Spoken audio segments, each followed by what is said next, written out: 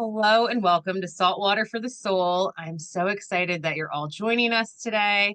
I'm here with my beautiful friend, Holly Joy McCabe. And if you've tuned into this show for a little while, you have definitely heard beautiful conversations with Holly. And if you followed me for a while, then you've definitely heard Holly on some of my other previous shows and platforms. And Holly's an incredible friend of mine, and I'm so honored to witness her journey in this lifetime and the continuous growth and aha moments and transformations, allowing parts of yourself to die and be reborn, all the cool, amazing light worker shit we're all here to do. So I'm so glad you're here. Welcome, Holly. Uh, yes, yes to all the above, and ditto right back at you for all the things that you said. Because I'm so excited to be here and always honored to be in your presence. And it's been incredible. We were just chatting for a minute before, we hit record that there's so many renditions of our lives and our journeys that we've constantly stayed in contact through. And it's just incredible to be able to witness that for each other and still stay in each other's orbits. So I love it. Yes. So what's going on in your orbit these days? What maybe fell away and what's rising? What do you got going on here? I know, I know. I loved how when we talked about doing this call, we were like, we should literally just make the call, the catch-up call, the podcast, because every time we have these conversations, it's so organic, but it's also so juicy. It's like, it is the content, it is the value. So I love that we're just diving in of like, hey, what's been going on in your world? Let's talk about it. For me, the last couple of years have been, oh my gosh, like so much transformation and kind of seed blossoming, I've been calling it.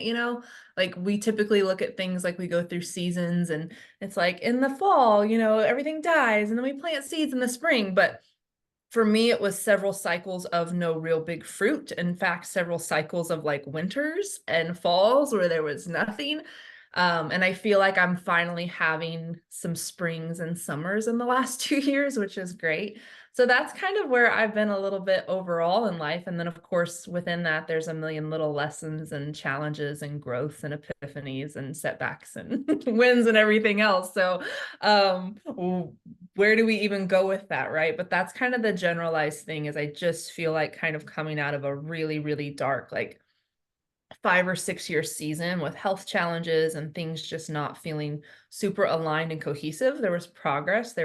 Again, there were moments, but overall life just felt hard and it finally feels like it's shifting. So that's it in a little bit of a nutshell. I'm so happy for you that you're feeling that energetic shift. And I'm also like, Holly's a deep diver. She's incredibly knowledgeable. She loves to learn. And even though I know that dark space was probably pretty shitty a lot of the time, I'm so glad you went there because I have no doubt that you learned and you held space for yourself and gained so much, so many more pieces of yourself to polish up. And it's not an easy thing to do. And I'm really glad you brought light too that this healing journey takes time. Sometimes we go into dark caves for years at a time, and it's okay, in our Yeah. instant gratification society where, you're constantly, like you said, even seasons are rushed. And Yeah. I'm glad you went there. Can you tell us a little more about that?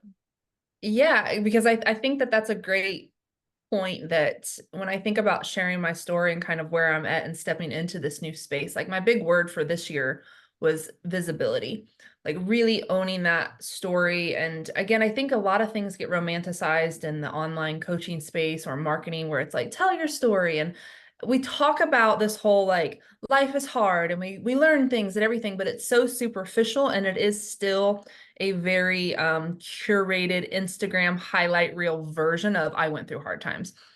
And when you see that and you're in a season of like, well, this is the 6th year that I've dealt with chronic illness and I'm not getting better. And this person had a bad weekend and that was their dark night of the soul. We compare even that because the environment and society we live in now, everything is in those tidbits, those 8-second TikToks, everything is just micro. And so like for me, I'm shifting back a lot of my content this year. Like next month is the official relaunch of my podcast, which I spent all last year working up towards relaunching my podcast. So case in point, and it just wasn't happening and it wasn't the right time. And I see why now. But all last year, all I wanted to do was relaunch my podcast, and one thing after another, after another, after another. And then January came and I was like, I'm gonna do it. And then March, and I've just finally had to be like, it just wasn't time. It wasn't something I had the bandwidth to do. But now that I am like just a couple steps away, I see all these other steps with like the hiring process that I went through, the different team members I built, different things that I've set up in my company. Those needed to be off of my plate for me to really step into the podcast the way that I wanted. So getting back to the original point, that is what lights me up, is to go that longer form content where I can go deep and immersive with people and talk about the big long picture and the dark stuff and the good stuff, but like go deeper. Because myself, and I think a lot of people that are on social media, we're all kind of burnt out on this whole like highlight, and like everything's summarized and everything's romanticized and everything's in 5 seconds or more. And to bring it back to the point that you mentioned, seasons are rushed. Everything's rushed. It's like we want to see someone's entire life story in a 30-second, highly produced TikTok reel with a trending audio, highly produced, edited, and it's like, but that entire story, like in no capacity, can be summarized in that. You might get, hey, someone went through something hard and they came out the other side, but you just miss so much. And so then again, you compare, well, it seems like they went through a hard time, but now they're thriving and they're making $1 million and they're happily ever after. But I'm in my 6th or 7th year of going through this really dark thing. And so I just feel like the comparison game, we've always recognized it to be like maybe comparing money or the way someone looks, but we also do it with people's versions of like hard times because we only see the little micro version of it. And so I think that that is something that we need to really be able to talk about more and be honest about, so that we can set more realistic expectations in the struggle department, because I think we've done a good job talking about it in other ways. We've talked about, hey, we all struggle with self-esteem, and building a business is not an overnight thing. Like those conversations happen, but people still like to go through these challenging areas and these difficult times in their life. And they like to, on the other side, be like, yeah, I had a hard season or whatever. And people are like, oh, it just was a couple months and you were on the other side. Well, again, I'm over here drowning. So yeah, I just think it's an element that I haven't seen talked about. It's a topic that I'm going to dive deep on in my podcast, like really share the details of what the last, I mean, really 8 years of my life have been like since moving to Charlotte and starting a whole new leg and chapter of my life. Like I really want to go deep there, because I think hearing other people's stories and journeys at a more in-depth level like that can offer a lot of insight and power and just validity to the struggles that other people are going through. So it was a very long answer, like many of my answers, but yeah, that's my expansion on it. Is I think we need to have these conversations.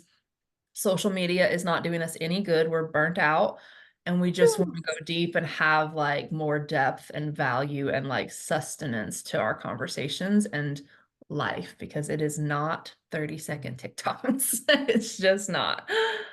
It is not. And I'm glad you brought attention to that because it's hard because you probably know the science behind it, but our attention span has gone down to like 1.5 seconds when it was like 3 seconds 3 or 4 years ago or something. Yeah. And just, do you know anything about that? I know you usually know a lot of that stuff. Yeah, I mean, 100%, we are changing the shape and the function of our brains. Everything from like every element of our life has been negatively impacted by kind of high speed, very high dopamine, quick, easy, instantaneous, and rapid fire all day, every day consumption of social media content. And not even just social media, but I'll say it here because I'm sure it's a space that people are aware of these kind of things, but everything from just generalized entertainment from movies and TV and Netflix to, of course, social media and TikTok. That's the most like potent version, but also other things like porn and video games, like the entire digital spectrum where devices and pixels on screen is going straight to our reward center and fire hosing it, is creating massive altered brain states, altered pathways, altered dopamine set points, and it is creating a lot, like 100% scientifically proven, a lot of mental health issues, because the more you get that, the more you're seeking for more and more and more, the more hours you need to spend, the more entertaining the content needs to be, the more shocking or thrilling the content needs to be. Your dopamine baseline just keeps going higher and higher, so that anytime it drops below that, you feel like crap. You're depressed, you're anxious, you're numb, you're whatever. And so you look for the next thing. So digital addictions are something that people think are, I don't know, it's like anything. Most people only register something as being a problem when it's on the furthest, most opposite end of the spectrum, when there's really this entire sliding scale. And I think that digital addictions and the impact of digital devices and social media, and again, all those other platforms, are like the epidemic of our lifetime. Like they really are. Our brains are just not equipped to deal with and to handle the amount of dopamine saturation and novelty that we see. And then going back to the whole comparison aspect, that's just one aspect. And again, I think most people are pretty familiar with comparison is not good for us, and that when we see these perfect, people on Instagram all day long, that impacts our mental health. I think like almost anybody understands and acknowledges that. And now What we have the AI models too. I was watching a workout thing. I was like, oh, I want to do that. And I'm looking, I'm like, damn, this girl, she's like chiseled. I'm getting like closer and I'm like feeling my eyes move in. I'm like, hey, I was like, yeah, that's not even a human. yeah. So it's like we're not even competing with like real life anymore. Like we're competing with altered stuff, and that exists a lot in the fitness industry, which is like one of my biggest.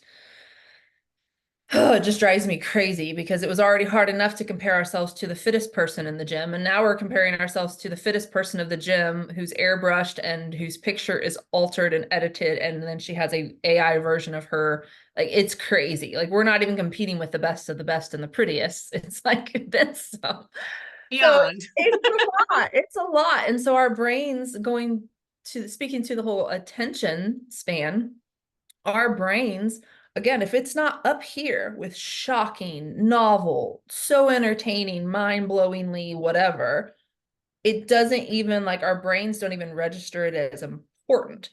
Mm. So think about what that does to the nervous system and your mind and your psyche and everything else, when everything is so extreme and novel and entertaining. Or the really awful part about it is I can't even get on Instagram for 5 seconds without seeing something tragic.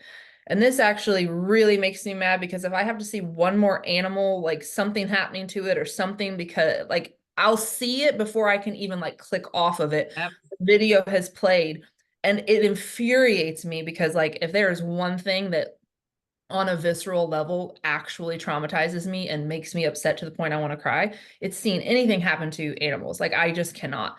And I can't even get on the platforms without seeing it like cram down my throat of shock and awe. And I'm like, I can't even protect myself. Like I'm not even in control of what I see. I'm not seeking this stuff out. We're not talking about I'm clicking on this and liking it, like interacting with it to tell the algorithm that I want more of it. It just knows that it's shocking, that it might be worth sending to other people, and it's going to engineer content like that. It's going to prioritize it. So yeah, our brains are completely overstimulated. They're fried beyond belief. Our dopamine tolerance is way up here. So anything that's shocking or stressful, again, not exciting and stressful are two things to your dopamine and reward system, really. So it doesn't really matter which one it is. It's going to take things up here. And yeah, you can't focus. You can't think straight. And then, of course, the comparison game, going to that point, we're not even comparing ourselves to real life people. So when we look at the collective impact of social media, what it's doing to our brain with the dopamine, what it's doing to our nervous system from the stress, what it's doing to our mind and soul and self-worth through the comparison game, and then what it's doing from, I think, on the same comparison note, is a lot of business stuff, because as an entrepreneur, I follow a lot of success accounts, and I love entrepreneurship and I love making money and I love all of those things. But like when every single person I follow is talking about that they had a 7-figure month, and I'm like, oh, I haven't even made 7 figures yet. Like, how do you not constantly, And I try to always do the inner work of looking at that as a reflection of what's possible for me. But you can only do that so much. You have to be very intentional of how much you let that in, because it is going to make you feel like crap. Use things for motivation, but oftentimes it just tells you what you haven't achieved yet. So, yeah, our poor little brains and bodies, man, they are struggling out there in this modern world.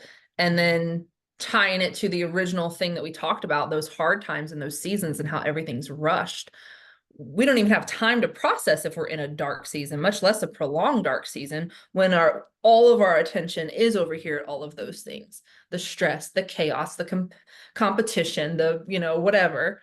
It's like we don't even get to slow down and see or feel our pain, much less acknowledge it or share about it. So when we're competing over here in this world and in this land and trying to keep up with the Joneses and the algorithms and everything else, like there's not a lot of time to sit and talk about your deep dark journeys and the things that you're navigating and your healing. It's like what's trendy, what's novel, what's exciting over here, highlights.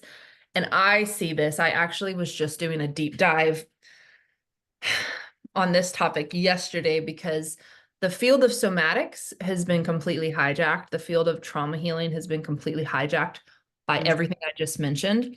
And frankly, it infuriates me because it is harming so many people with these. All you have to do is this somatic exercise. And once your cortisol drops, you'll release all that belly weight. Like the most asinine, crazy, backwards, exploitative messaging behind somatic healing. And one particular account that I've constantly seen pop up, like has like 1.2 million followers. Everything is geared around release your trauma and you'll release weight. As someone who's been in the health and fitness and somatic space for a very long time, I am fully aware and adept at all of the clinical associations that might involve. But all of her stuff is so backwards. And again, it's so targeted on people's pain and their vulnerability and their desperation to spend any amount of money to try to get this result, that the fact that I've already had to fight the fitness industry and the hate your body and punish your body my entire career, that now I see that same dynamic trickling over into the somatic trauma healing space. Like, it's insane to me. So there's so much negativity in that space too, where the content that we are consuming and the stuff that is frying our brains is also really wrong and backwards and not accurate. These aren't actually clinically trained practitioners. They're just people that are like, oh, this is a trend. Let me prey on people and take their money and stuff. So a million different layers to all of that. But in summary, social media is really, really messing us up. It's It's so really making messed the up life hard. and predatory. I was even just seeing Barbara O'Neill was getting hacked the other day. There was like, I don't know if she got hacked, but they were like showing just a bunch of videos of her and then saying she created this one pill you can take to get rid of all the parasites you've ever had in your life. And then they have like these newscasters on from like, all these major news stations. And you can tell it's like lip synced and like, you can tell it's all like fabricated, but it had millions of views already. And I was like, how many people are throwing their money at whatever this is right now? Oh, it's so hard. It's so hard because again, whether it's you're going through a dark time in your life, you're trying to build a business, you're chronically ill, because trust me, during my chronic illness journey, I fell victim to a lot of those things that I wanted, the desperate solutions and answers, and or the weight loss or the business, like no matter what area of your life you're in a struggle in or you're trying to improve, you're going to get kind of the worst of the worst from social media, because you're going to get those trending, novel, stressful things. Like you're not going to find accounts that are like licensed, clinically trained people who are just sitting there trying to deliver helpful content and tell you that you might need at minimum a 90-day program or process to start feeling better. The algorithm's going to push out, release all your weight in one day from this $20 somatic release that targets your hips and what, like just craziness. So man, I just could go on and on and on about all the problems there, but I think I've probably Well, driven I my think point it's home. important because like here we are. We're recording this on June 17th. We're just about to summertime. We're just about to the longest day of the year. We have another season coming. And summertime is one of the best times to invite ourselves to be present. It's the Yeah. time where we're splashing in the pool and picking flowers and smelling aromas and letting our bodies and our vessels get acclimated a lot of the time with the earth again. It's where, like, Yeah. even if you're really busy and you get out of work and all of a sudden you're just like sitting down and having dinner outside or something, you actually let yourself suddenly meditate and watch the sunset. Like, I think it Yeah. naturally invites us all in sometimes to take a breath and take a beat. So I think it's a really good topic for us to talk about right now, because I think a lot of people are ready to let some of this go. That actually is such a beautiful point. And I would even love to hear your kind of take and expansion on that, because again, sometimes I get way over in like advocate, your brain, neuroscience land, and like that's where I really drill in. But I love hearing kind of that alternate, just like more innate, organic, spiritual aspect of it too, because I always believe they're all one and the same. It's just kind of different elements of being human. But I would love to just hear you kind of expand on that from that lens, because I think I need to even hear that sometimes of how it correlates with that sort of essence that we need to drop into. I try to be intentional to always drop into that side, but again, because my career is so clinical and objective with like numbers and entrepreneurship, like I need those reminders. So yeah, I would just love to hear you expand on that, because that just felt like good to hear you say that. Oh, I'd be honored to. Well, I did want to follow up. One thing I was thinking when you were talking and we were back in social media land is the other thing I've stopped comparing myself to are my Facebook memories. I used to watch them all the time. I know, I'm like, I know you got something on this. I I just used got to a watch, whole lot of chills when you said that. Yeah. yeah, Mhm. I used to watch them all the time. And then I was really, I'm comparing myself to myself, or I'm bringing myself back to a past relationship or a time, even if like I'm not even in a picture with that person I was with at that time, it still brings me back to that. Like, there's Oh, so many things. And like back in the day, you had to go and open up your photo album, at like the family dinner to take a look and go down memory lane. Or like, you maybe ran into somebody at the county fair or the grocery store or something. And now it's constantly recirculating and bringing us back and keeping us in the past and then beating ourselves up and criticizing ourselves. What do you have to say about that? oh my gosh. No, I am so glad that you circled back to that point, because I think it's actually 100 times more important than all the other stuff I just kind of ranted about. That's important. But this one, I haven't heard anybody talk about. And a couple years ago, I had this epiphany of how much I was doing that. So just a little context for anyone who hasn't heard other elements of my story. I Yes, went from share. being I went from being like a competitive strength athlete in pretty much killer shape, six-pack abs, owning a gym, traveling the world, everything was great, to moving and starting some new companies, and I got very, very chronically ill. My body changed drastically. My hormones shut down. I was very, very, very sick. And I also had moved away from my friends, my family, a business that I built, like my identity, like a lot of different things. So the beginning of this dark night of the soul that I've referenced, this 5 or 6 year period of being very sick, was also building a new identity, trying to get my health and my body back, to feel good and at home in my body, to accept the state of my health and my lack of abilities, because I was very, very, very sick during that time, like bed and housebound for most of it. Not having the friends and the community. I mean, every single area of my life was stripped away. So I almost kind of became obsessive about looking at my memories, because I felt like it was therapeutic at the time. It was like going into a journal. And for a long time, it actually started with when I was so sick, I couldn't create new content. So I would go to my memories and reshare things. Like I was repurposing content, which is a smart business move. But it got to the point where I almost like created this kind of external facade of the old me. And I started to feel fragmented of, I'm still living, presenting myself to the world as this older version of me, which creates this separation and this disconnect from me right now, who's stuck in bed because I have some kind of illness and I don't know what it is. And I'm really depressed and I don't feel good in my body. But let me just use this old version of me to kind of carry the flag, basically, like, push this business. Because I was running an online business, a health business at that point. So it started as that. And then I would look at my body and the photos would come up and I would just feel so terrible. I'm like, oh my gosh, like I couldn't even fit in those pants to save my life right now. I've struggled a lot with body image and self-acceptance. So that's something that was really hard for me to lose so much after I had really gotten to a good place. That was difficult. I'm being honest in that.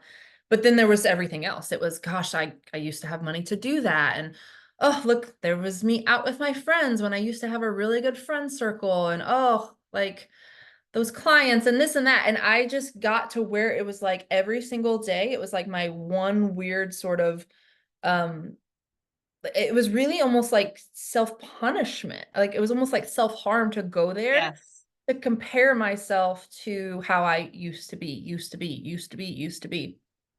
And so it was like right at the time when I finally started getting kind of my voice back where I could do more videos and talk more and create content from scratch, that I started to be able to stop doing it. I wasn't recycling so much content, but mentally I was still going there every time. Like, oh, look how thin your face looked, because I had a ton of inflammation and stuff. So instantly when I would see I old go videos, right to my face every time. I'm like, yeah, I'm like, oh, I like look really how great my face looked. And am. like, oh, I didn't have those wrinkles then, and there were no gray hairs. Like, what the I started to try at that point to look at things differently if I was going to go to memories, because there were some fun memories. One of the things that I cherish to this day is how much I used to post about my dogs, especially after losing my little dog Bama last year. Those memories, that's the number one thing I go and check for every day if I check, is to see if there's a little memory of her. And oftentimes there are, and it's like it lights my world up. Stuff that I don't have anywhere else, but videos of her when she was a puppy and stuff.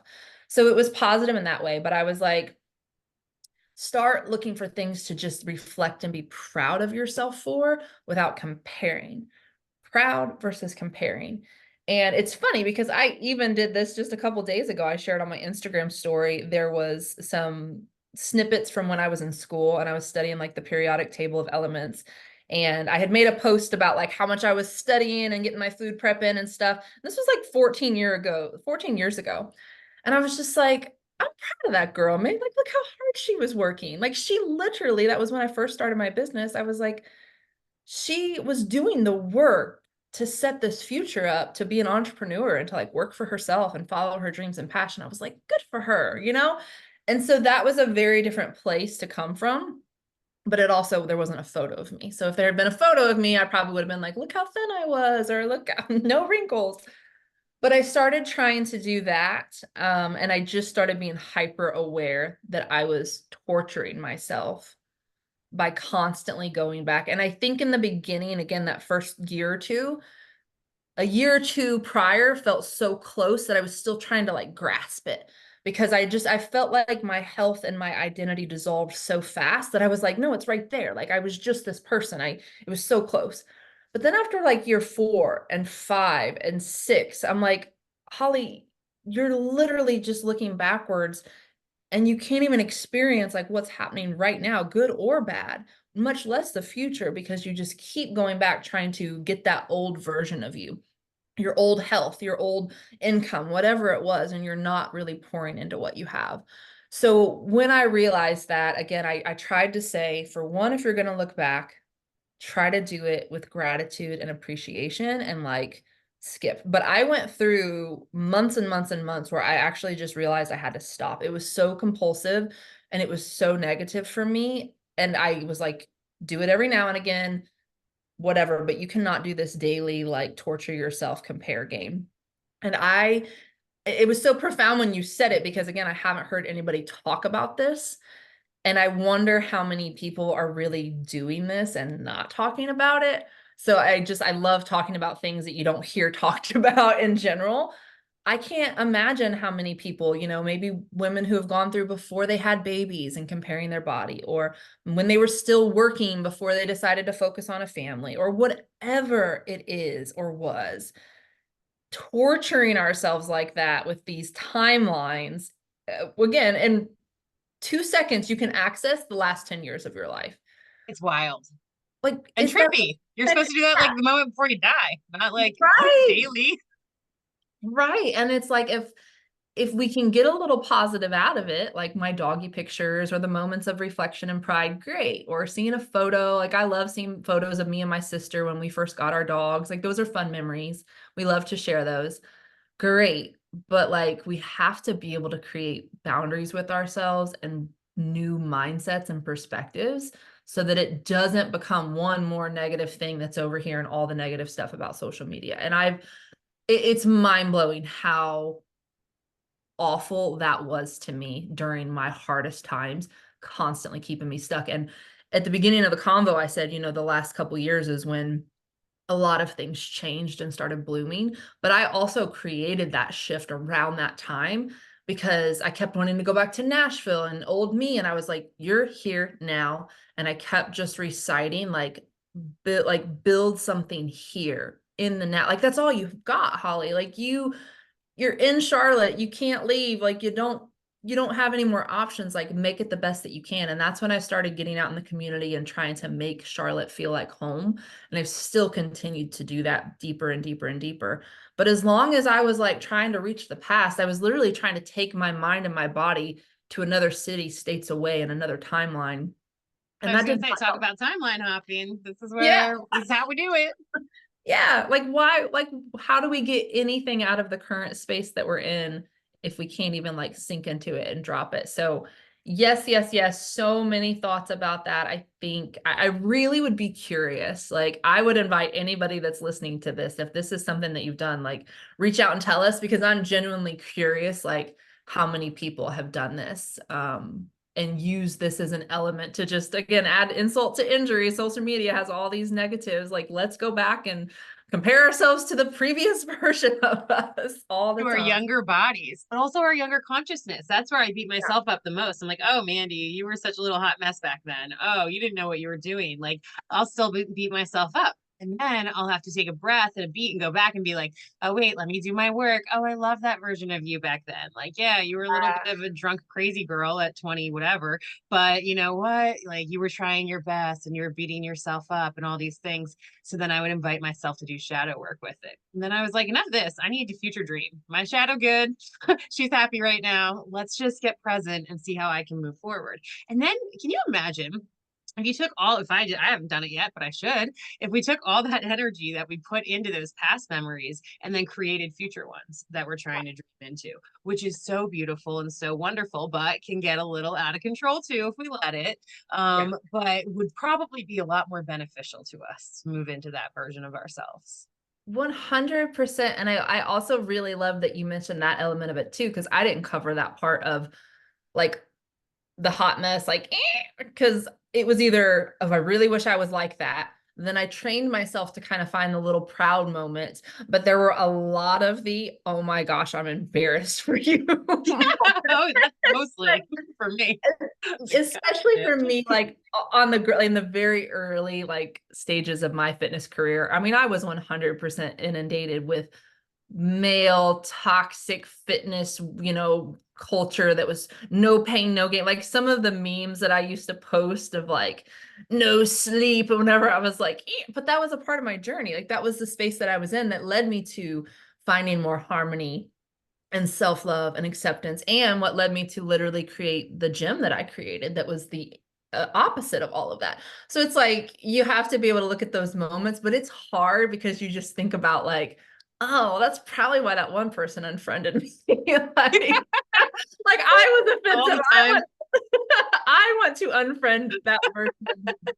And I have talked about that. I numerous times over the last 6 or 7 years, I've made a couple posts that have said like, if you've legitimately been with me for the last decade, like bless your heart. Because like I'm I gonna probably say that to all of my homies too at this point. yeah, it's like seriously, and I mean that from the bottom of my soul, because even going through the whole chronic illness journey and stuff, when you get in a very chemical state, because what was happening with me was a very neurochemical, a lot. Like I was in such a deep brain fog and depression. You see life completely differently when you're in that space. When you lose your health and your income, like all the things that prop you up and make you feel okay, life looks very different. Even through the pandemic, a lot of collective trauma and fear and conflict, like that affects us, right? And we're not our best versions of ourselves when we're highly threatened and stressed and traumatized or depressed. And so even through that journey, there have been times where on the other side of it, I was like, oh my gosh, Holly, like, whoa. But there were people, you included, that like stuck through that with me and didn't look at maybe that piece of charged content or that maybe less than ideal, posts that I made, because I can be really spicy sometimes and it's Well, not it for me. probably also was an outlet and resonated for me at the time, Yeah. especially we had in one of our previous episodes, which was I think on your podcast, which was amazing and beautiful. You I went talked about how, silent. I don't know. what's that? I can't do that. Wait a minute. Oh, There you are. yay. Okay. Okay. So sorry, I didn't know if it was like technical stuff on the back end, but I can hear you now. Yay. I was talking about in one of our previous podcasts, I think on one of yours, I had mentioned, yeah, it was like, oh, COVID, the time of the invisible enemy, when like Yep. everybody got triggered and traumatized and dramaed and all the things. And like, you're ruining everybody's holiday if you traveled and killed somebody's grandma and all the stuff. And it was very, very intense. But then we were also very charged by a lot of things happening at that time and a lot of things being pushed on us and so many things. So like a lot of times when you got spicy about a lot of things, like I felt like you were leadership that we needed at that time. Like just like Yeah. right now where I'm like, yeah, I'm talking about getting outside and being present. You're like, I need that right now. I needed your fired up version back then. This is how this energy works and how we show up for one another. That's a really good point too, because again, when you go through, it's like looking back at the style that used to be in fashion, right? And it's Yeah. like sometimes you're like, what was I thinking? My favorite is to look at my old eyebrow pictures. Me and my eyebrows have been on such a journey. Like you don't even know. I used to have an eyebrow that was like from here over plucked like many people. So when I see those photos, I really always laugh and I'm like, man, if my eyebrows can get to where they're at now, like we can do anything. We can But do anything. it's the same with like consciousness and energy and stages that you go in. Again, something feels right at the time, but then on the other side, you're kind of like not exactly the best idea, but it's still a part of our growth and it's still a part of our progression. And you never know what kind of positive impact it could have made on people.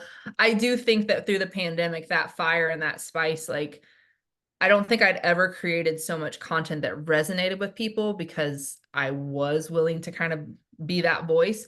But at the same time, it also took a huge, huge toll on me that by the end of like 2022, I was so exhausted and so beat down. I was like, I cannot put myself on the front line of this anymore. Like, I have to retreat. And like, I felt like it was kind of like front lines fighting off so much, like a lot of people were. And then by the time it was all done, there were all these people behind us that were like, great, thanks for being in that space or whatever. But then we were just all so exhausted and so dysregulated. And again, like when I took time to care for myself and started weeks and months of dropping back into like a safer, more regulated space, that's when I was like, whoo, I could really see exactly how dysregulated I was. You can't always It see was it in war. print. It was an energetic war. Like Yeah. you coming off the battlefield. Yeah. And it was like, whoo, doggy. And I was like, okay, so I think that was my fight of the lifetime. And I don't want to fight this fight anymore. So that's when I kind of pulled my energy in. I was like, I want to embody a different energy for myself. And that's what I want to embody on my pages. And I shifted and stuff. But it's funny. I'm such a dot connector. And I always like to be like, and this connects to this.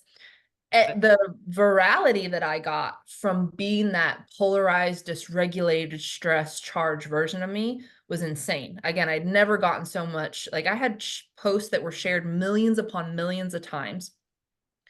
Never had that in my entire career, haven't had it since.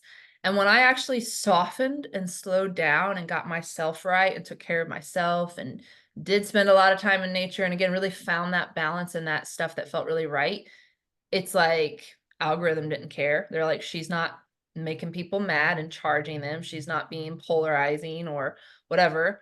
And it's like people just don't respond because again, their level is up here. So they've continued to follow all of those accounts that every day are telling you everything that's wrong with the government and all the things that are happening. And it's like it's kind of eating them away inside. It's destroying their nervous systems, their happiness, their health.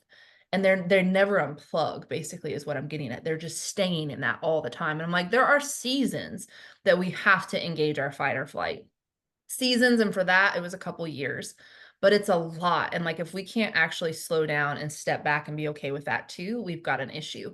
But so many people are going to ride that hostility and that anger and that we're the opposition, like F the government, all of that. They're going to ride it straight into like a heart attack or a shutdown.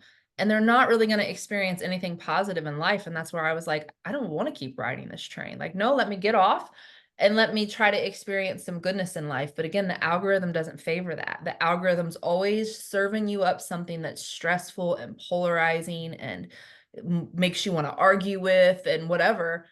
So that's another aspect that makes social media a really big enemy, when it's intentionally trying to keep you mad and angry and in opposition with your fellow human. Not a good way to navigate that at all. So yeah, it's just one more thing that I think we've got to be aware of. Like for me, I unfollowed every single account that even remotely had to do with anything, health, government, any of it, because I was like, I can't even have that in a little bit of my radar right now. I need to switch gears. But I have not had a viral post since then, because people don't want to share millions of times, this is an exercise you can do to regulate your nervous system. You They know, don't. They it's a don't. thing. Yeah, they don't want to see that. But yeah, I mean, the comparison to your old self, that one's such an important thing. How did you find, did you just change the way you were looking at things, or did you go through a period where you were like, I can't even look at them? I would love to know kind of how you navigated that when you had that epiphany too. Yeah, well, for me, it's always a zoom out. I always like to zoom out and look at the bigger picture. And I'm like, what's going on here? So like, I'm like, why am I feeling my negative lower vibrational feelings, which we have to experience throughout Earth School here. I always joke around. I'm like, it doesn't really joke, but no matter how evolved you get, no matter how conscious you get, like life's still going to happen. Like your mom's still going to die one day. You're going to lose your dog. You're going to lose your partner. You're going to go through horrible things. You're going to have year-long dark nights, as we just discussed. You're going to have like these things. And it's like, whole point of this is how we deal with it, and our grace. And if we, the peaceful warrior is the one who's able to cry all the tears they need to cry, but also show up to the fight if they need to, and has the capacity for both within them. And so for me, I'm always trying to get more and more to that level within myself. Like, all right, well, I'm never going to evolve so much that nothing bad's going to happen to me. I'm never going to evolve so much that I'm not going to have to go through normal Earth School shit that we all have to go through. So Yeah. how do I like create more grace with it? And then I was realizing, number one, will within, here we go. Number one with me, right? So Yeah. I'm like, all right. And I'm like, I'm comparing the shit out of myself all day, every day to these Facebook memories. And sometimes it would make me feel good. And a lot of times it would make me feel bad. Like I said, I'd invite myself in to do the shadow work. Okay, well, why do I feel bad about myself? Well, because at that time in my life, I held guilt for this, shame for that, criticism for this. And that was the vibration I was feeling, which I also wanted to mention too. I think that's part of this whole going viral thing too. And like, I'm always, I love my path, and I'm excited to see where it opens up. And it's hard to not compare yourself, because I'm like, all right, I've been putting out content for a while. Things should start, I should just be attracting more and more. And like, what's wrong with me, or this or that? Because you're like, well, I have a belief that's blocking it because that's what I'm taught by all the teachers and yada, yada, yada. And I'm like, but what if I zoom out? And what if it is a vibe thing? You consciously chose to play in that arena for a while in that vibe. And yes, it was charged and fear based somewhat. And um, many, many, many people resonate at that level all the time. And I think that it's so much easier because people right now are in such a constant state all the time of stress and fight or flight and crisis, that if they can watch someone else, whether it's just what police videos, 911 calls, oh my God, the views, Yeah. right? Because Yeah. that's what people feel like inside of their vessels all the time. So Yeah. that's what they're going to see, and that's what resonates. And I'm like, every single big producer, store out there, they give you what the people want. Yeah. So I think eventually we'll be able to hijack this AI thing a little bit, or it'll start to resonate more with us as we evolve, which I hold the space for and hope. And you know what? Maybe only 10 people are going to watch, this video, and then 100,000 are going to watch a cop one later or whatever. But maybe that'll change and shift later on, because I do trust in people, and people wake up one day and start getting sick of their own shit, or not wanting to feel a certain way like we do. And they're like, okay, this is hard, but how do I come out of this? And then Yeah. we have, I think, on the spiritual side, these times in our lives where our DNA just gets activated. certain consciousness comes in. Like when you look at those Facebook memories, you're like, what I would give to have the consciousness I have now then. But you're like, I see why the veil was on until I was 28. Okay, fine. And then they opened it up and I could see that aspect. I could see that dot and connect it at that time. But prior to that, blinders were on. And I just have to trust that's how it was for the highest good. Because we all come in at different times, we all leave at different times. So none of our journeys are going to be exactly the same. We're on the same timeline and we're going to wake up to certain things at certain times. And when I look at like younger kids and people, I have to have the same grace with myself because I'm like, I don't want that 10-year-old to know everything I know right now. Yeah. Like they should have stayed, when Should we have were been a minute.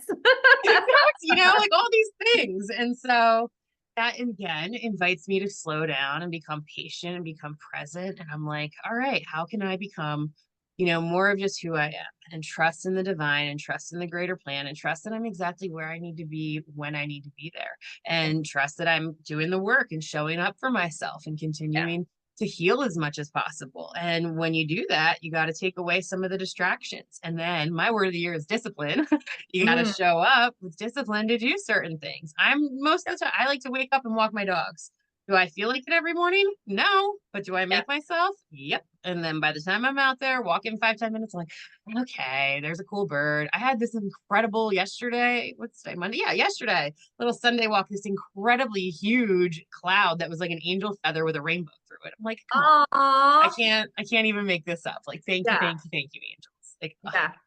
Discipline was my word last year, by the way, because the same thing. I just, after so much chaos and then really grounding in for a year and really just zenning out, I was like, okay, now I need some more discipline and structure and I got to like get some things. So I think that in kind of the spiritual space, that word is like a dirty word. Like it is discipline's naughty. It's like capitalism and the patriarchy. Like you might as well just put those three words together.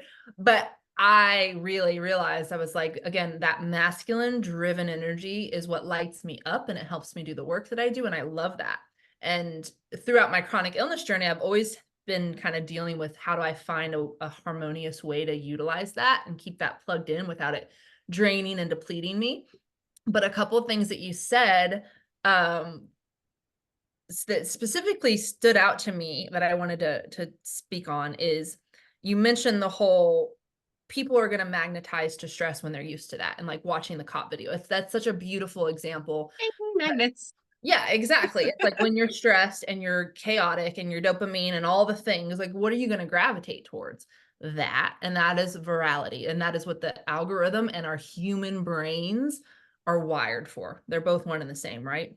The algorithm is based on psychology and neuroscience. It's not just a guess. So those things match up.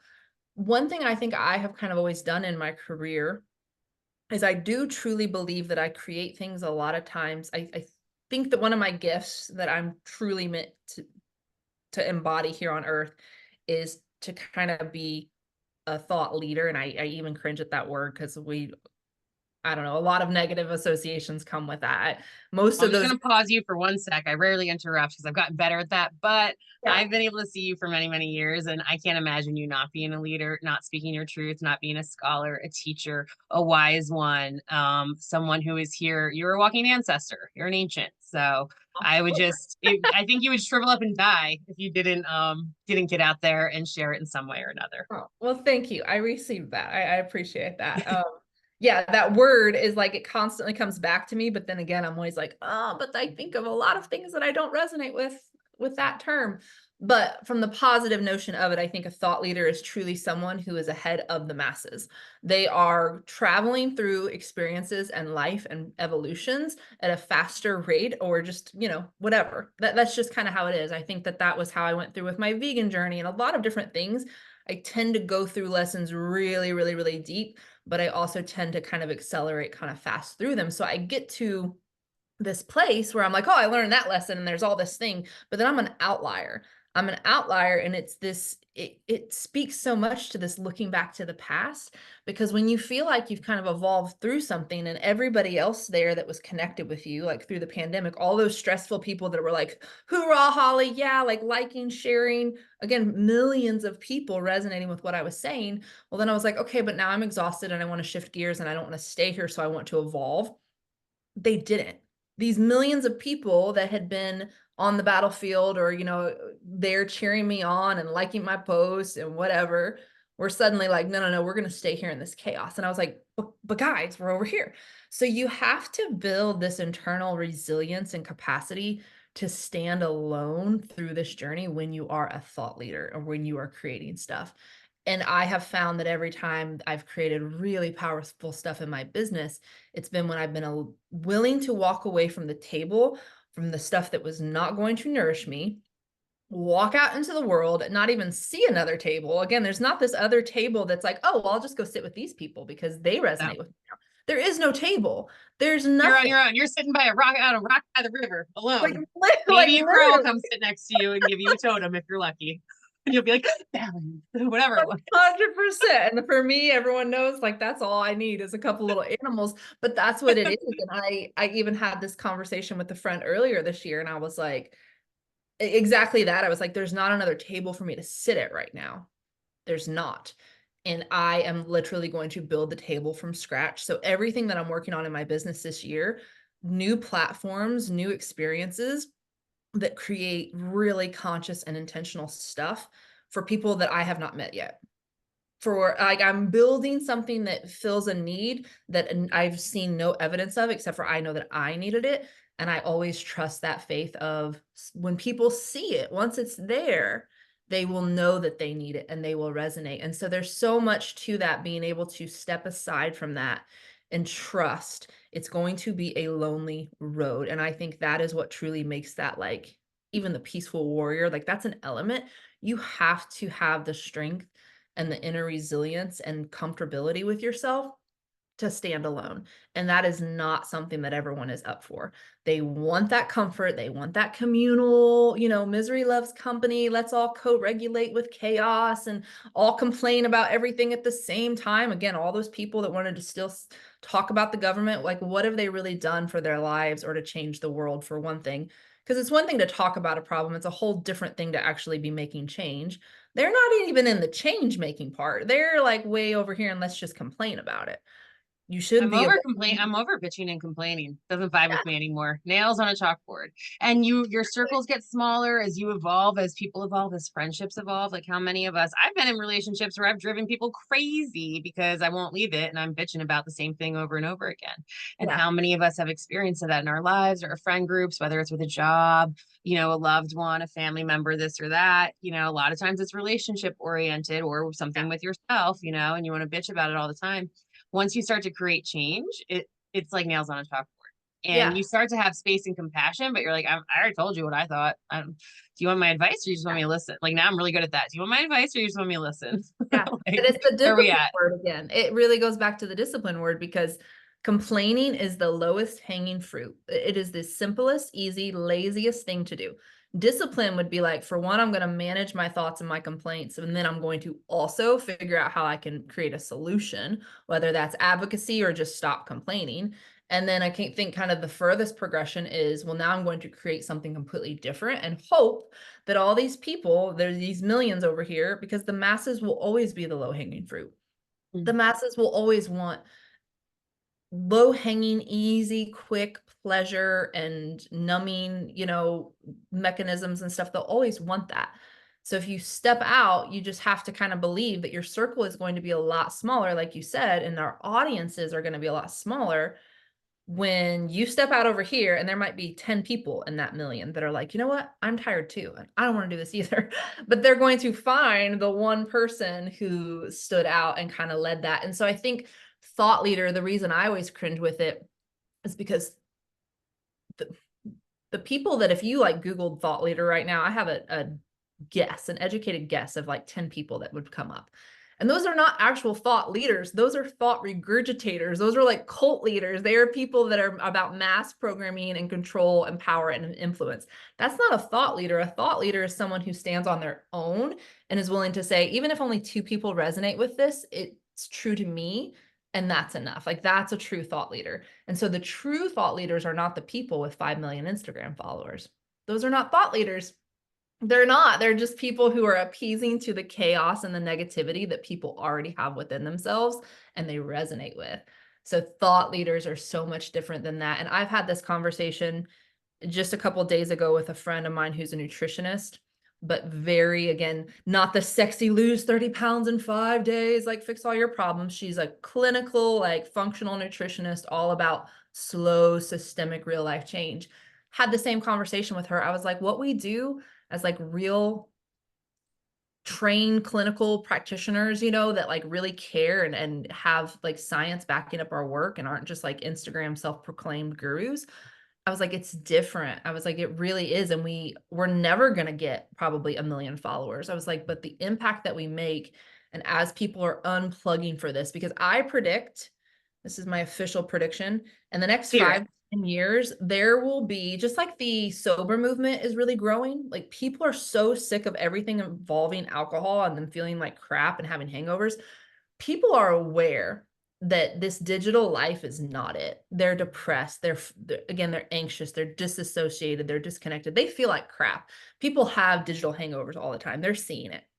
In the next 5 to 10 years, people, more and more movements of anti-digital, and I don't even have a device, or I go back to a dumb phone. Like all of that is going to continue to grow because people are going to be desperate for the more organic sides of life. And I was like, and as that happens, they're going to be finding people like you and I that take them deep and go to the deeper conversations and expand and offer community and real life stuff. All of those kind of one-hit wonders, the 5 million followers on TikTok, maybe they'll always have 5 million followers. But those people are going to be the people who are going to stay in their dysfunction and in their dis-ease and their mental and physical health.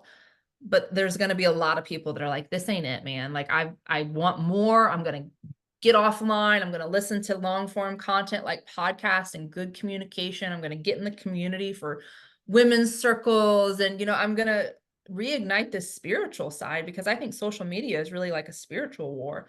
It disconnects us from any higher consciousness and soul that we have, straight to the brain, straight to the brain. Like that's it. And so I think that that's what's going to happen. And I think that the people that I'm aligned with are people like you and people like the nutritionist I just shared.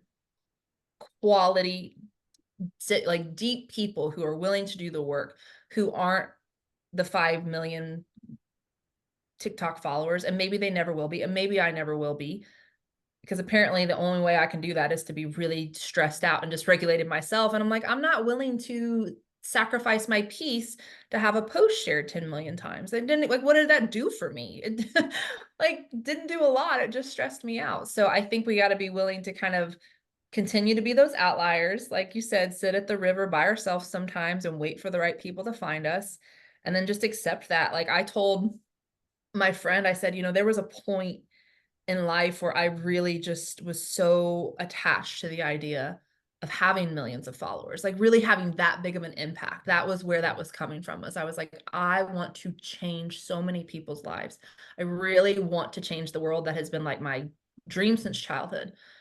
But I've had to really question since all of that stuff happened and it was so stressful. And I was like, I don't think there's a way to do that where it's not very, very stressful and traumatic to me. And I don't know that I want that anymore. I would rather have a couple hundred or even 1,000 people following me that really get me and accept me fully, that I can help and serve on a deep level. And that's just good enough. Like that is just good enough. So that's kind of where I've arrived through this breaking out of the chaos matrix and social media craziness. So yeah, that's what I try to remind myself of.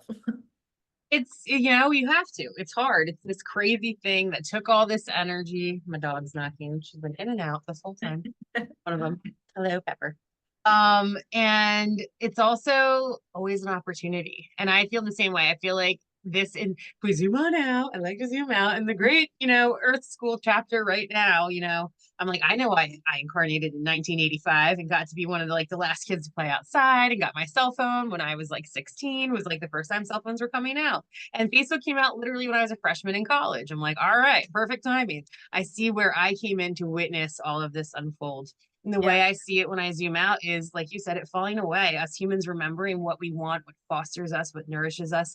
And at the end of the day, true community and connection in person a little bit too helps so much. And babies die if they're not held. Kids, need community. We need it as an adults. It doesn't fall away. That need is still there for us.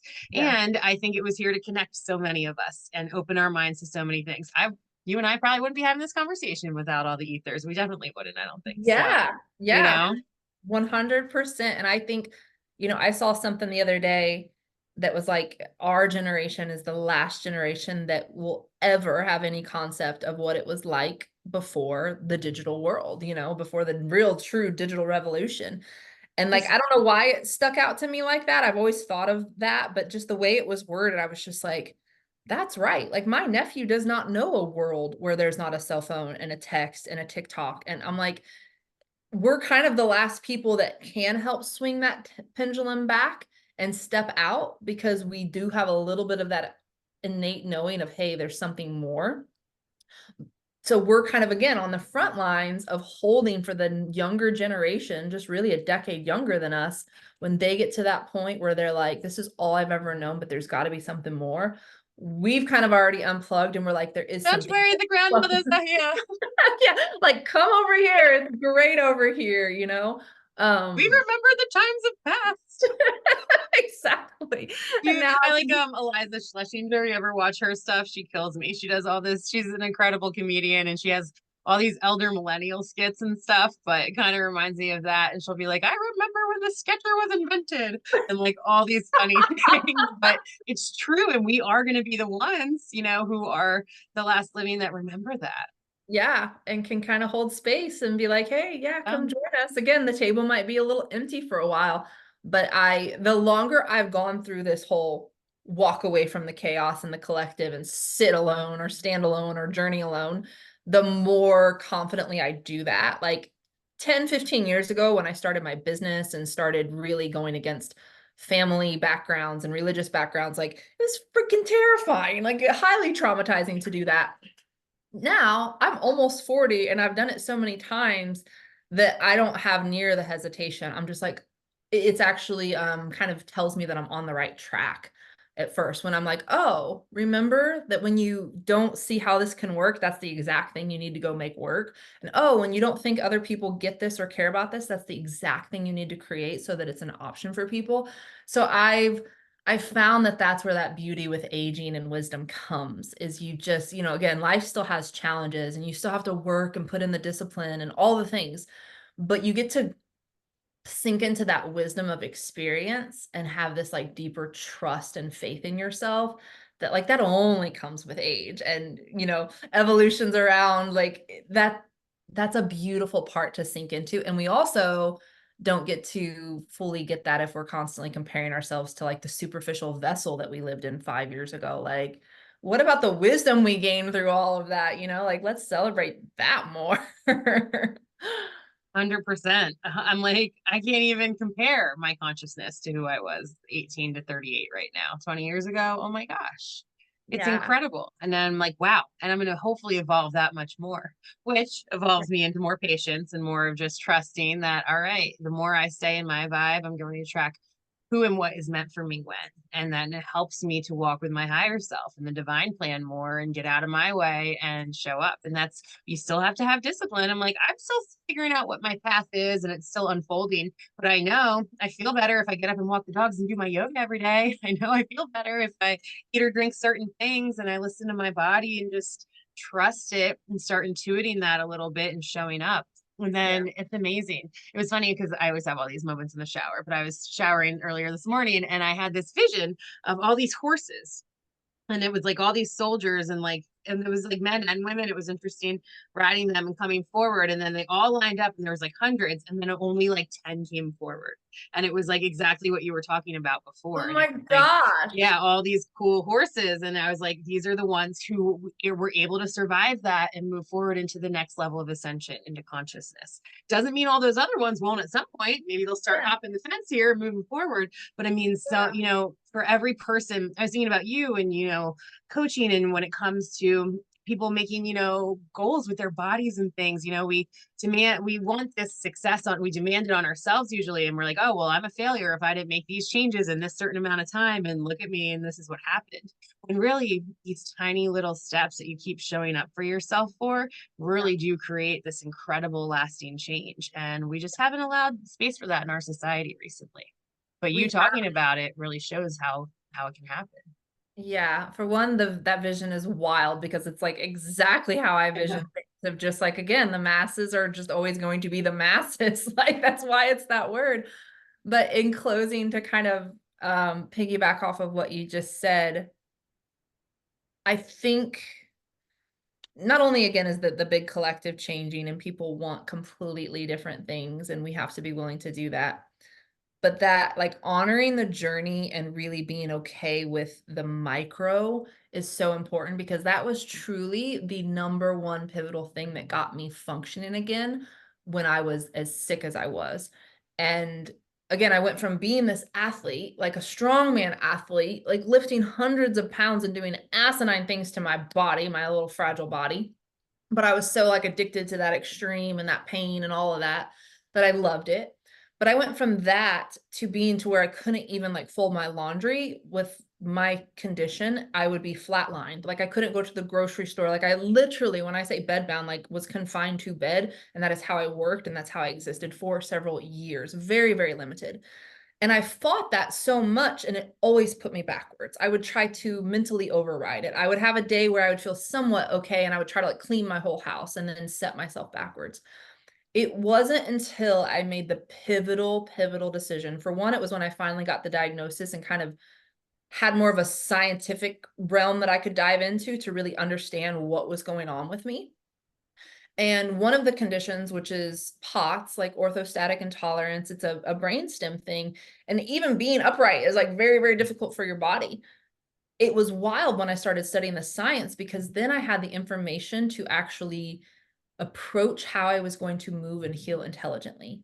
And that literally started with a program that for 5 seconds, I would lay on my back and move my feet. That was it. That was day one of this program of rehabilitation. That's how micro I had to start. And so when I was comparing myself to deadlifting 300 pounds over here, and then I was really sick over here and I was constantly trying to get to that point, all I was doing was pushing myself further backwards, further backwards, further backwards. So I think that that analogy and that explanation is such a powerful like example, analogy for life really, of like sometimes we have to really look at things from a different perspective and forget whatever was, forget what we think the future is or the past had. Where am I at right now? And what's one tiny thing that I can do to start moving forward? Discipline. So I had to print out this whole sheet and I had to discipline myself to do exactly what the program said, which was 5-second intervals progressively until I could get to 5 minutes. It was 2 months to get to 5 minutes that I could walk, no more. Then I got to 10. And then over that entire year, I got to 1 mile that I could walk. 1 mile as someone that, again, used to be a competitive strength athlete, like her whole life revolved around fitness. That was not an easy pill to swallow, but that's what I had to do. And I think that that is, again, sort of such a powerful reflection. I always use that example of in my business when I'm trying to get to this mark this soon or compare it to this, I'm like, nope, you got to slow down and focus on the next tiny step. And it's not as sexy or as exciting as you think it is, but it's really what you have to do to heal or grow. And that's the anti-algorithm too, right there. Is it's like nobody wanted to see me document 5 seconds of movement every day for a year to get to a mile. That's not so sexy. But I could create a 10-minute or a 30-second highlight reel and tell that whole story for people. But what good does that do? You know, like I want to tell them the whole journey and all the different things that went in and not just make them think I was really sick and then I was better. So the micro thing I think is what people have to be willing to focus on is how minute the changes can be over time. You got to put in that legwork. You have to. And you can get the result, but we're trying to make everything so fast and skip all the steps that we're just pushing ourselves backwards. So that's kind of the final note that I wanted to share on something that was really the biggest lesson for me. And again, also something I constantly try to apply to all my other areas of life it's just not going to be as big and as fast and as sexy as we want it to be, but it doesn't And mean change isn't happening. totally. And you have to be brave because I know I did this with myself. I'd compare myself to my younger athletic self. And because if I got hit by a car and had a bunch of scars on me and it was obvious that I had broken legs and all these things, I'd probably give myself a lot more grace in those Yeah. micro movements and in my rehabilitation journey. Because when you can physically see something, it holds Yeah. a different credibility up in our world. Where Yeah. really it's like the inside of my body got hit by a truck, but we can't see that on the outside. And so then I would get really like I would go with my mom a lot when I was healing, and I had broken my back 3 times, both of my ankles, reconstructive surgeries, all kinds of things. And we'd go to the store and she'd be like, get in one of those carts. And I'd be like, no. And she'd be like, get in one of those carts. It's going to be a lot easier for you. You're not going to be exhausted when you get home. Like, I know you want to be out, but like, get off your crutches. I'd be on crutches and I'd be like, and I'd force myself to crutch through the whole store in guilt and shame because I was overweight and I deserved this and blah, blah, blah. And I'm going to look like a fat, lazy loser if I get in the cart thing that's designed to help me. And oh, it was a whole thing that I had to let myself come out of and give myself grace and be like, whoa, why are you such an asshole to yourself? Let's pull it Right. back in and no one else cares what the hell you're doing. And if they do, it's a projection of themselves. We're in this consciousness. So why don't we let ourselves heal this?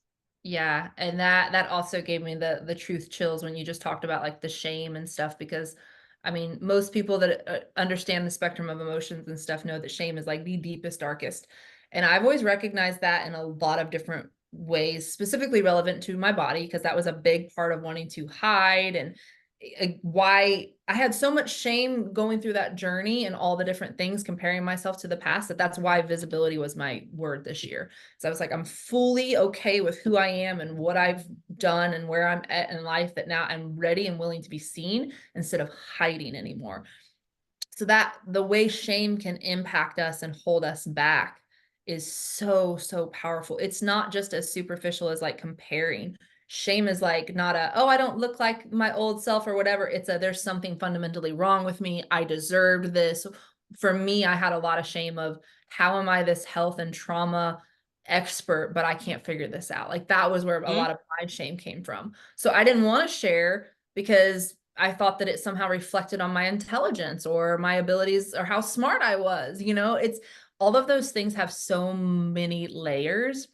I didn't necessarily have the shame for, well, I did when my body changed so much, I had shame, but mine was so much about the education and why can't I fix myself? Not even from the, I used to be able to lift this, but now I can't walk. It was really like, why can't I fix myself?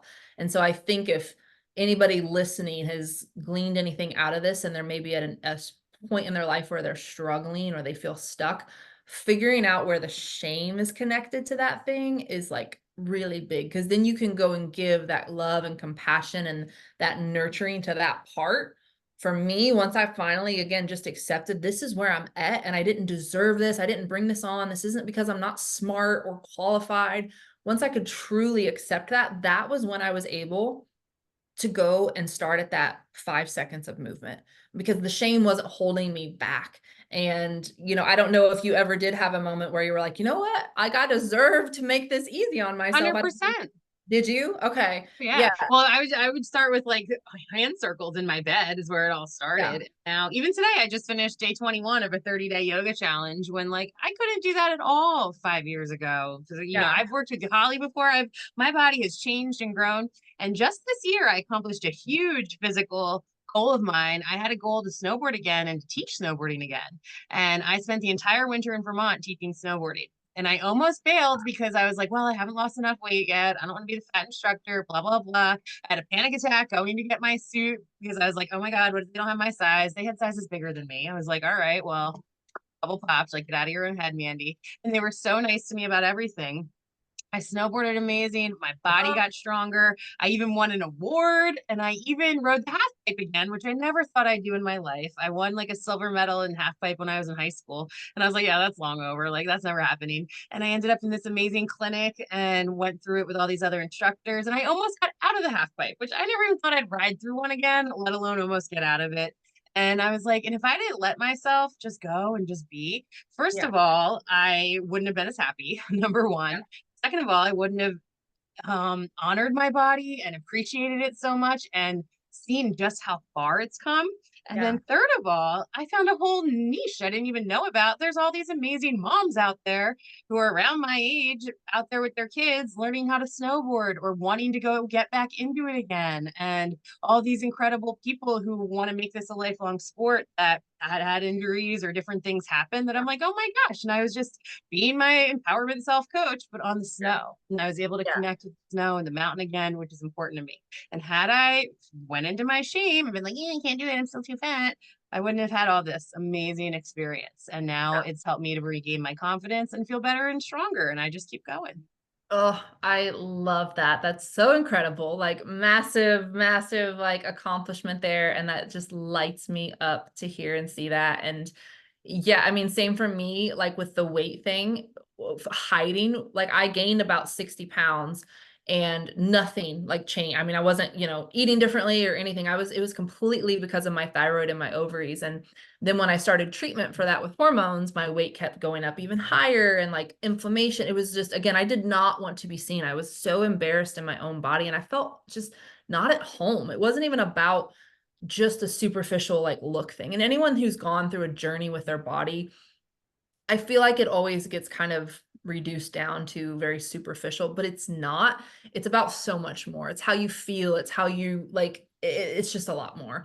So it wasn't even just about like the size that I was or not fitting into my clothes and having to buy a new wardrobe. I just did not feel at home. My body was sick. It wasn't functioning good. And it did not feel like home to me in any capacity. And so again, I kept trying to reach that, to connect that, to get to that. And not only was I too physically ill to really get out in the community, but right as I got to the point where I was starting to come to terms with my shape and size being different, and I was getting a little better, I decided that I wanted to get back out in the community and open an in-person practice. Did that right before the pandemic happened, spent months launching this new location and stuff and never got to see a single client. So then the isolation and everything started all over again. And my health actually kind of went backwards during that time too. And so I was like almost there, ready to be visible and be out in the community. And it was boom, 2 more years of the pandemic and all that stress. And I just realized again for this past year, I was like, you're not where you want to be in your community. You don't have the local connections that you want. You're not really doing the things that really light you up and excite you. I loved my work as a practitioner one-to-one, but it wasn't exciting. It didn't wake me up and like, but like events and speaking gigs, something that challenges me, excites me. And so I just realized that the whole time through my journey, I kept thinking, when I get this weight off and when I heal, then life will begin.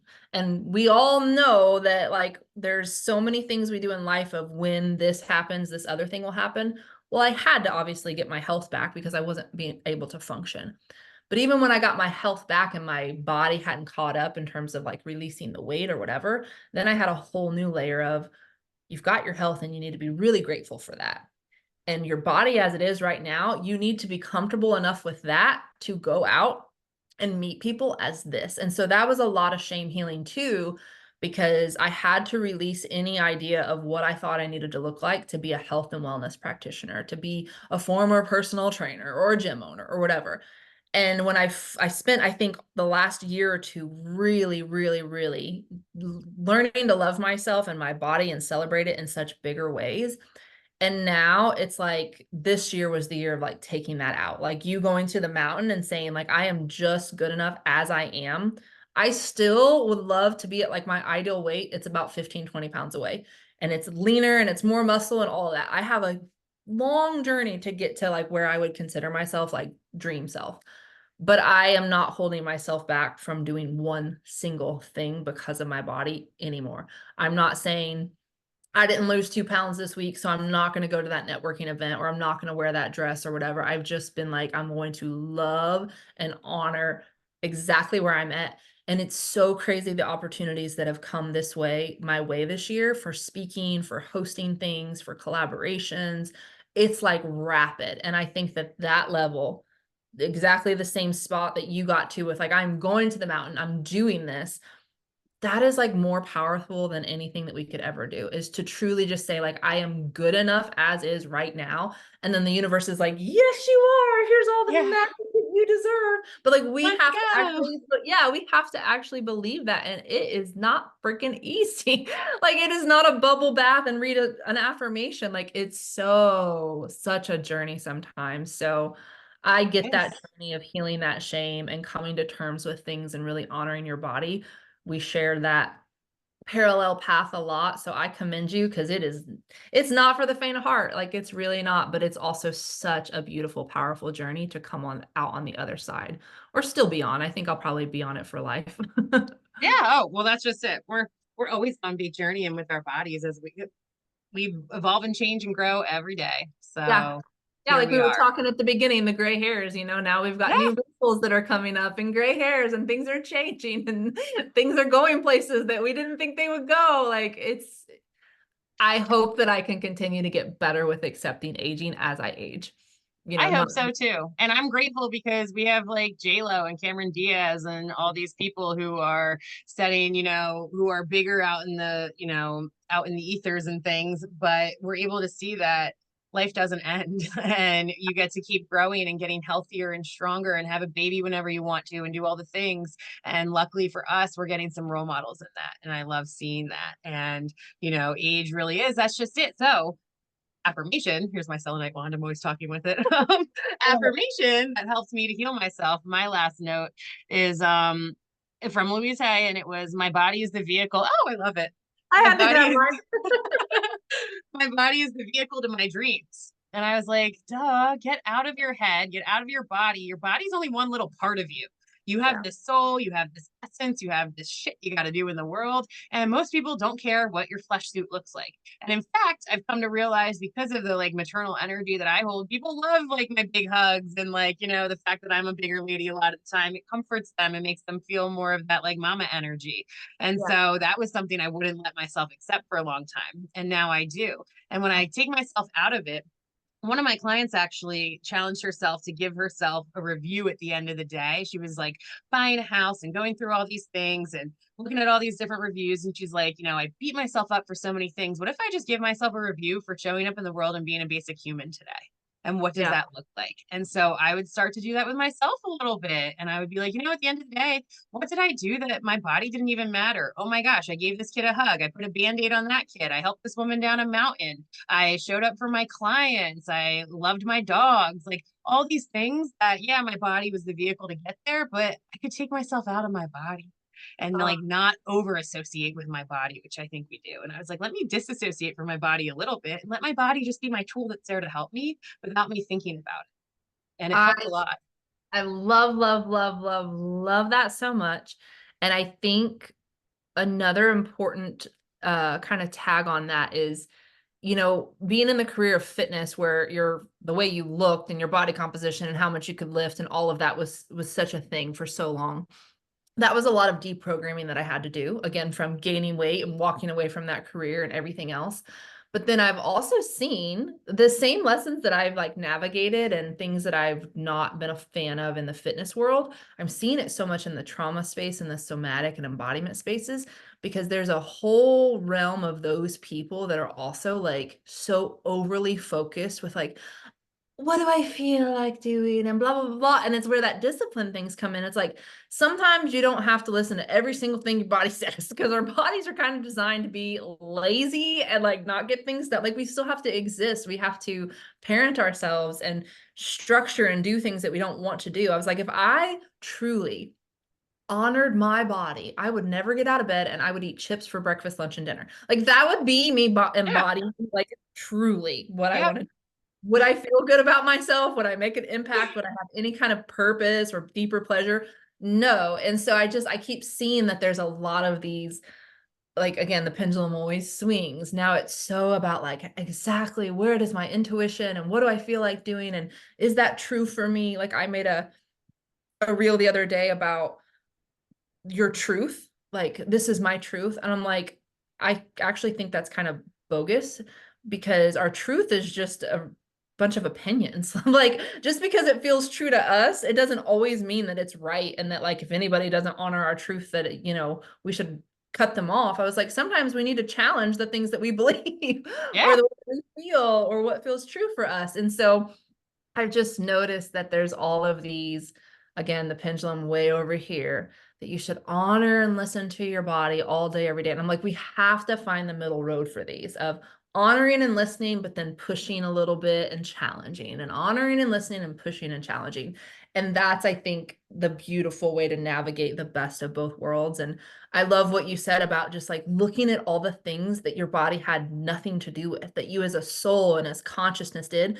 That's a beautiful way to frame disconnecting from our body in a positive way, because again, the somatic world just says like so much, and even I preach it all the time, like your body is everything.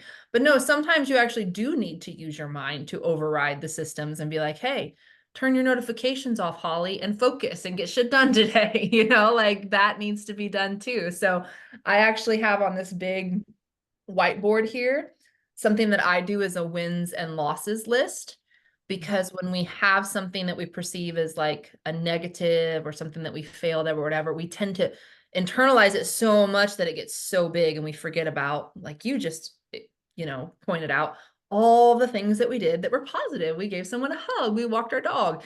And so it's kind of for business stuff, but it's really a wins and loss list for life. So that way, when I have one little thing that I mess up, I got up, I took my dogs for a walk. I chugged a liter of water first thing. Good job, Holly. Like all those little things that we don't appreciate and acknowledge about ourselves, when we really write those things out sometimes, okay, you forgot about that one important meeting or you bombed the sales call, whatever it is, it doesn't really matter. Selenite wand clear. Yeah, exactly. It's like, it's You're not still a sweet the human at the end of the day here on Earth School. yeah. Yeah. And I You think did your best, kid. Take a breath. good job. Good job. You survived another day. But like I think that list is a helpful way. But I love the additional element that you kind of added on that I'll probably like at some point share out with my people too, of just like, if you do get really caught up in your body, because that's a big struggle for a lot of people, make a list of all the things that you did and who you are and that you created or experienced that had nothing to do with your body. And I think that that's a powerful perspective shifter. I love things that can shift your perspective very quickly, because we tend to default into those negative patterns. And I think that what you just described is a really powerful perspective shifter when you start spiraling into the whole like, Mom, my body is this. We're so freaking mean to our bodies. It's Oh, mind. well, we're programmed to. Yeah. Well, of course, we could talk all day, Hall, but how do people get a hold of you these days? What are you doing? Are you open to working with people right now? Can people follow you? What's going on? Yeah, so I've only had one container for one-on-one stuff this whole year. It's a very specific program, a 3-month journey through my process called the Satori method. A very mind, body, soul, subconscious, somatic nervous system, brain rewiring program. But a couple upcoming things that will be available going on is my membership, Attune, and that's a platform where they can drop in and do all kinds of somatic practices, subconscious release stuff, like a lot of worksheets and tools. It's basically like a mind body reboot, like academy with all kinds of tools and resources and stuff. So that will be upcoming. And then everything is Brain Body Speak. So Instagram is Brain Body Speak, brainbodyspeak.com for my website to learn about my work. Everything you can pretty much that you need to know about me is under Brain Body Speak. So I love hearing from people and connecting, if they've listened to something, like shoot me a message. I'm big because I don't have 10 million followers. Like I actually want to connect with people. So send me a voice note or something and say hello. And I want to actually hear from people if this resonated with them. And specifically the whole timeline thing. I'm so curious if other people outside of you and I have done the whole torture themselves with looking back at memories. Because I think that that's a topic that I would love to add to my list to put on my podcast, is to like dive deep on that. And maybe you could be my guest to co-facilitate that conversation again, and we can just make it all about that. I would be honored to, because we could definitely talk for hours and hours about it, because there's too many crevices to climb into in that one. Yeah. Yeah. Thank you so much for taking the time to be with me and to catch up and chat and to share your energy with everyone who's tuning into this. We're grateful for you. And my name's Mandee. I am with Sea Goddess Healing Arts. I'm an intuitive ascension guide and a conscious transformational coach. I love to what's called hold soul space with you and take a look at where you're at now and how I can support you on your journey. Sometimes we get gifted with lives and cool karmas and other things that show up, but mostly it's about creating change in your life and the angels and I helping you in whatever way we can. We have all kinds of classes, workshops, events coming up. Check out our website at seagoddesshealingarts.com. And if you haven't read our blog post yet, we have all kinds of incredible information and cool things if you like to read in there. So thank you again, Holly, and thank you so much to everyone who tuned in today. Thank you. Welcome. Big love.